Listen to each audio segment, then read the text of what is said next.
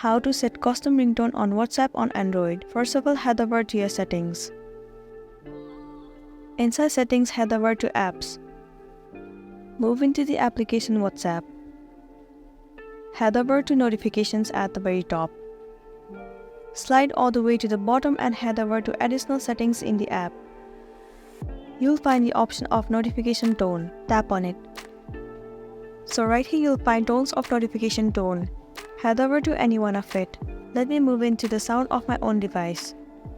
More custom ringtones will be available to you. From here you can choose any one of it. Let me randomly choose one from here. Once you have selected, tap on save at the top right corner. There you go, you have set your custom ringtone on WhatsApp. Likewise, you can add any of the songs that you prefer and you'll be good to go. So that's it, and this is simply how you can set the custom ringtone on WhatsApp on Android. I really hope this video is gonna be helpful for you. Thank you for watching it till the end.